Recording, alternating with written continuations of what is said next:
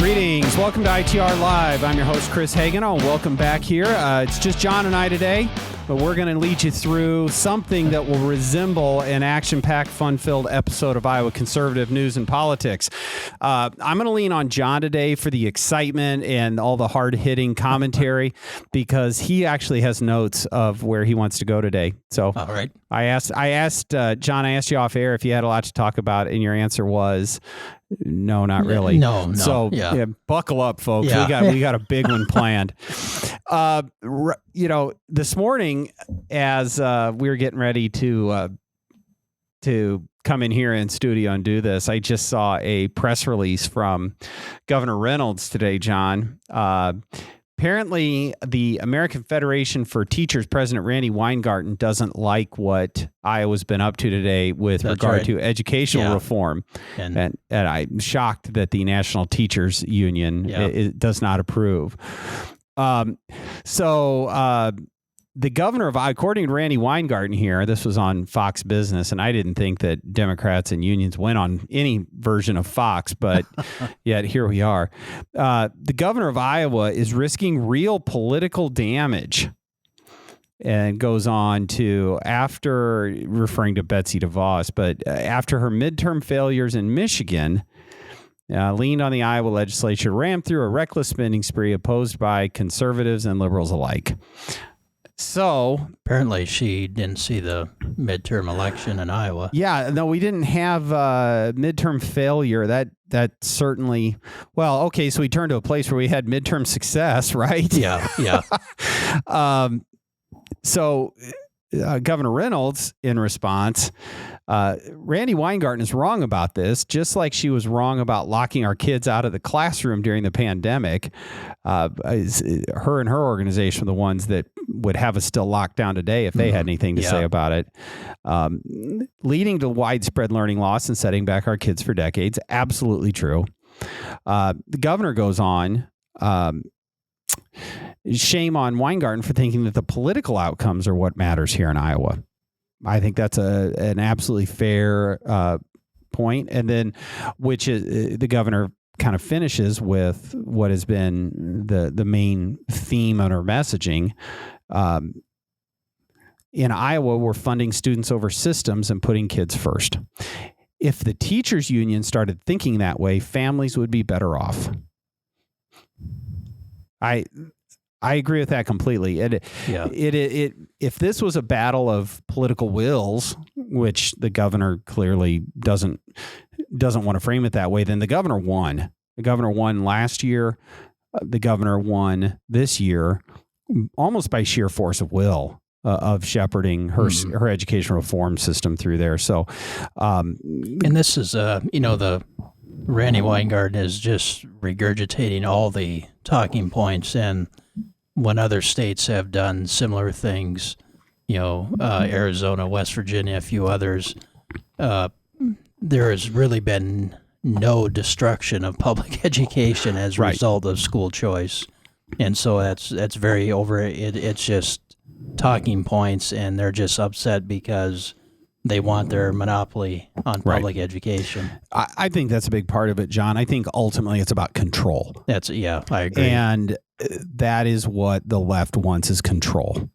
And one of the things that I think is most exciting about the direction that Iowa's going with education is that it is not about control. It's about choice for families. Mm-hmm.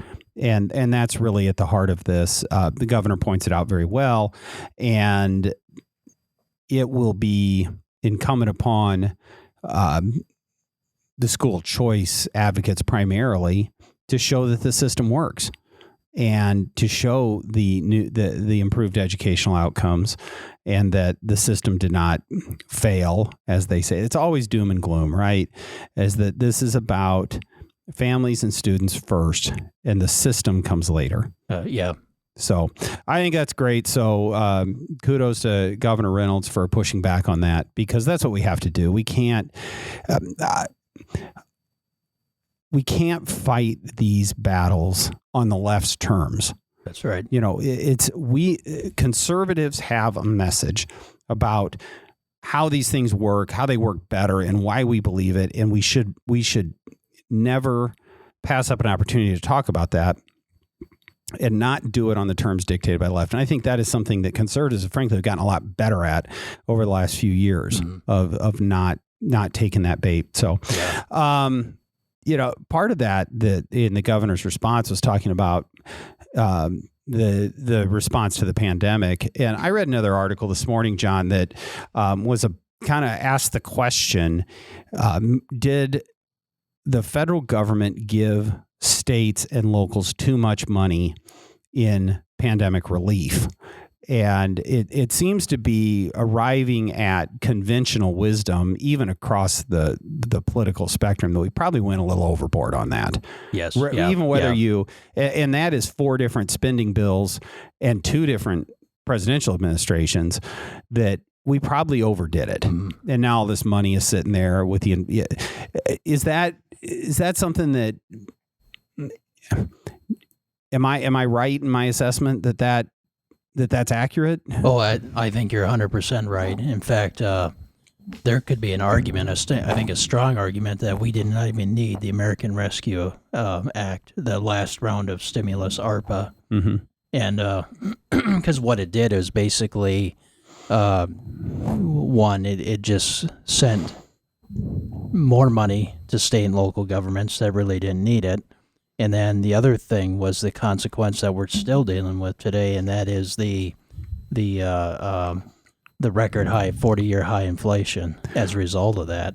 And so to a certain extent, ARPA may have had more harmful impacts on individual consumers as a result of that inflation, plus putting us in this current economic uncertainty of teetering on recession.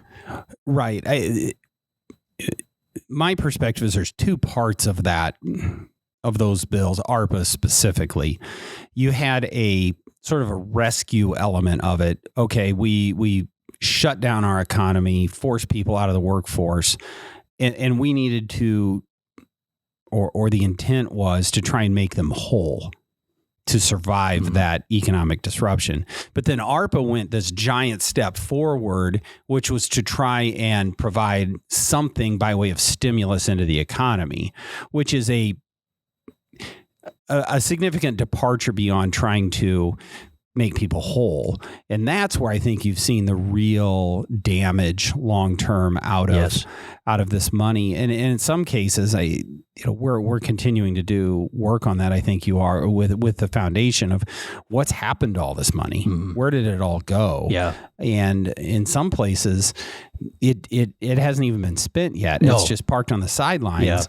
Yeah. And so what are we doing? We're blowing up the federal debt. We're inflating our money, and we still can't even figure out how to spend the money that caused it all in the first place. Yeah. So, and I think, we were talking this morning during our pre-production meeting about this, and I think overall how the state has managed ARPA has been fairly well. When you look at, there's state Democrats would like to argue that the reason Iowa's in such good financial shape is because of the generosity of President Biden and out of the goodness of his heart. Out of the goodness of heart. But that's not true, because when you look at even before the pandemic, during the pandemic, and post-pandemic, Iowa's budget was basically doing very well. In fact, better than expected, even during the pandemic. And what the legislature did is, you had ARPA money and you had the CARES Act and things like that, but they never used that for ongoing expenses in the general fund. And so to say that Iowa's running a surplus today and last year, and these surpluses as a result of the federal government, I just don't agree with that. Now, you could make an argument that certainly that did give people a little more cash, because you did have so many direct stimulus payments, and then people are spending that money. But overall, one thing you and I talked about is in the bill that you actually led on, the 2018 tax bill, expanded the sales tax base, which really helped Iowa, because sales tax revenues increased, and I think that was a big part of it as well. So, the argument that, well, we're in the shape we are today because of the federal government, I don't think that holds water. Well, I think one of the biggest things that allowed us to survive the pandemic in Iowa to be in the shape we're in is we didn't shut down as much. That's right. That's a key we point. did everything we could, as the governor mentioned earlier, to keep our schools open, but it was to keep our economy moving. Yes, yeah. And there are many sectors of Iowa's economy that are absolutely critical to this country, chief among them, the fact that we're feeding the world. Yes. And you can't shut that down. No, you can't. And there's been a number of studies that have come out now by various organizations that have measured state economies as a result of whether they lock down or not. And those that have that pretty much kept their economies open, places like Iowa, South Dakota, other states, Florida, have done very well coming out of the pandemic compared to like our neighbors in Illinois or California or New York, where they basically shut everything down and created all these economic and social problems as a result. Our focus here is obviously on the fiscal issues, but the social cost to those shutdowns should never be forgotten. Again, to come full circle back to what the governor talked about. And maybe I'm sure there is a residual economic impact to all the social problems that were caused by all those shutdowns. So I want to conclude that idea with, I was asked in this in a recent TV interview that, well, I was doing great because of the stimulus dollars or ARPA or whatever. And that's why we passed a tax bills, because now we all have this money, but then that's going to go away. And I can't stress this enough.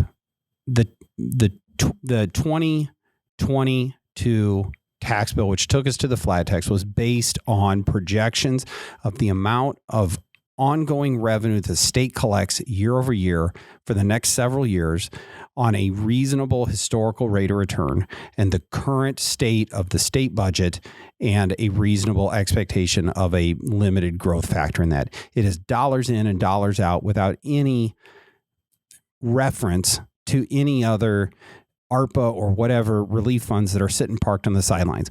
We are collecting more in revenue than we need to operate, and the tax bill was based on that simple fact. Yeah, you're absolutely right. So, and the other point is the legislature and the governor they've really been following prudent budgeting. Yeah, I mean, they've really been keeping a line on spending, which has been key to this, and that's why we were able to get these last year's historic tax reform, and put us in a fiscal position that we can provide universal school choice. That's right. Yeah, because of the fiscal discipline that this legislature has shown. So that's good. One thing that I guess one more final thought on all of that is that thinking about our tax bill looking forward and its affordability is that the governor has said on a couple points that she'd like to continue to cut because there's still additional room in that. That's right. Sometimes the criticism of income tax cuts or tax cuts in general is that you're starving the beast and you're going to cut services and there's not going to be enough money in the future and we're going to go bankrupt, and all the scare tactics, which we've talked about, is that this bill didn't even do that. It only cut into that projected surplus. And so there's still room to grow, especially as Iowa's economy continues to grow, which it is. Yes. And depending on where the national economic environment takes us, but Iowa's incredibly well positioned to do these things that we've already done and continue to look forward to what's right around the corner. So anyway, John, you wanted to, you'd done a little bit of work recently on a book review that you'd done, and I want to make sure we don't want to we don't want to discount that and set it to the side. What did you work on here? Well, I read a book basically this fall and over Christmas. I finished it, and it was called Roosevelt Sweeps Nation. And it was on the 1936 presidential election, and hopefully listeners don't glaze, their eyes don't glaze over. But it's a fairly important election because if we want to learn why we got the government that we have today, we have to go back to Franklin Roosevelt and the New Deal. And Roosevelt stood for re-election in 1936, and the nation was still battling the Great Depression. Some of the worst parts of the Depression some were of the in worst the very recent past at that time, right? Yes, yeah. You still had high unemployment. You had a lot of uncertainty. There was a lot of fear. In fact, during the leading up to that election, during it, there were some radical voices that came up that pushed FDR further to the left. Someone like Dr. Francis Townsend, who your listeners might know, he proposed what was called the Townsend Program, or basically what became known as Social Security If old our age listeners pensions. know about it, the host did not. Oh, because okay. I have no idea who he was. And, so please, and keep so and so Dr. Townsend influenced Roosevelt's thinking. Another radical one was the famous politician from Louisiana, Huey Kingfish Long. Now, I do know that name, yes. Yeah, and Huey Long was a very radical senator. In fact, Roosevelt said he was one of the two most dangerous people in America. Roosevelt said it was Huey Long. The other one he said it was General Douglas MacArthur. Interesting. Who he wasn't a fan of. But this will sound familiar because the Kingfish was like Bernie Sanders. He had a plan called Share the Wealth. Mm-hmm. And under the Share the Wealth plan, each family would get $5,000, which in 1936 would be enough to buy a house, a car, and a radio. Mm-hmm. And so this was basically almost like sort of what Andrew Yang and Bernie Sanders have talked about, and others on the left. And so all these critics of Roosevelt were saying the New Deal wasn't going far enough. And so during the campaign, Roosevelt started moving to the left. In the meantime, you had other Democrats, such as John Davis from West Virginia, who had been the 24 nominee for the Democratic Party, and Al Smith, who had been the nominee in 1928 for the Democrats. They helped form what was called the American Liberty League and started attacking Roosevelt from the right, saying that he was going too much against business and he was taxing and spending too much. And then you had the Republicans who were kind of trying to decide what to do, because some Republicans wanted to be sympathetic to the New Deal. Others, such as former President Herbert Hoover, wanted to take a more conservative stand against the New Deal. The Republicans actually nominated a progressive from Kansas by the name of Alf Landon.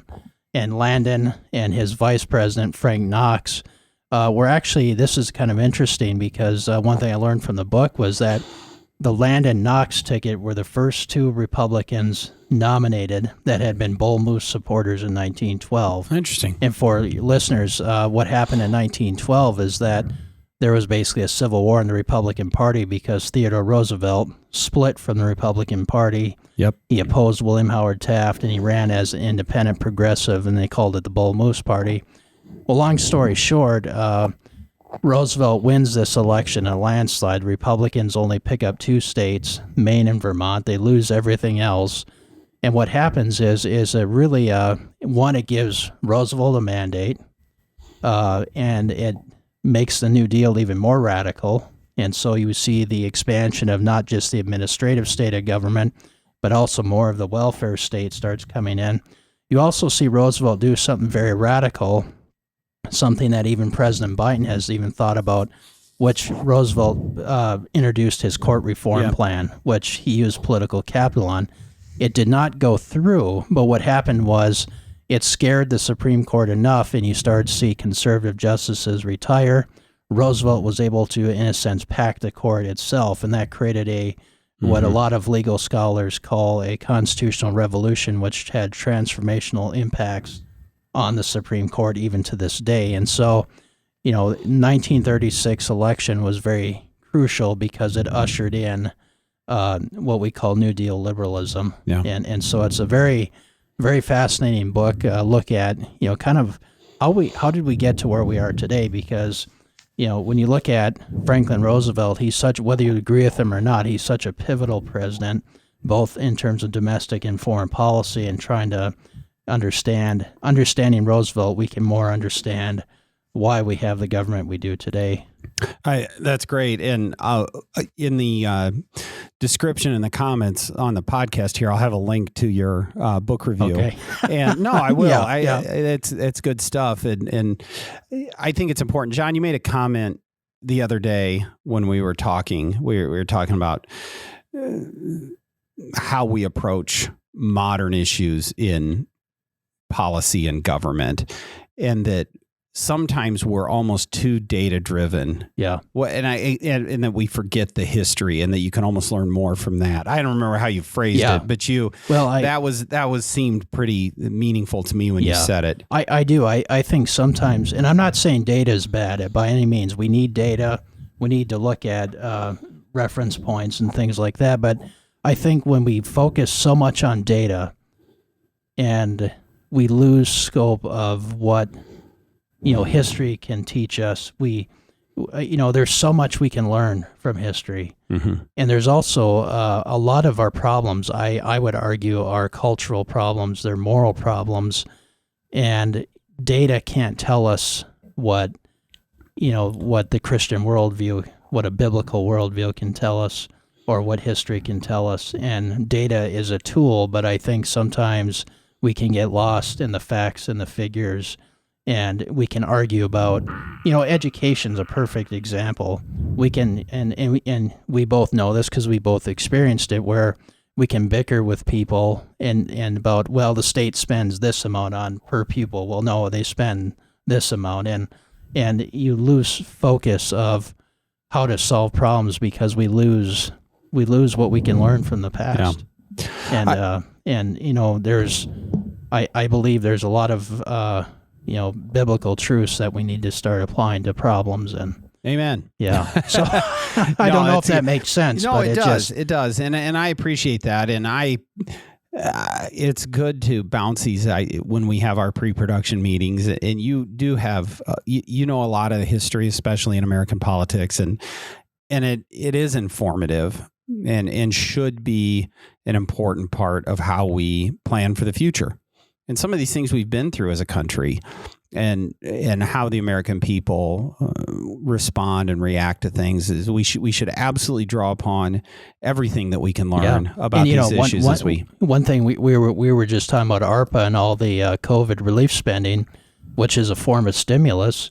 It never worked when Roosevelt did it, and it didn't work for Joe Biden or even President Trump. I mean, that's one lesson that fiscal stimulus doesn't work as intended. And well, it is one of the great debates in the history of American politics. That's right. Did Roosevelt and the New Deal actually get us out of the Great Depression or not? And I know where you and I fall on that that side of the debate. But well, good. We're over time already, John. As soon as we get you going on early 20th century or 19th century, 20th century American politics, we can go long.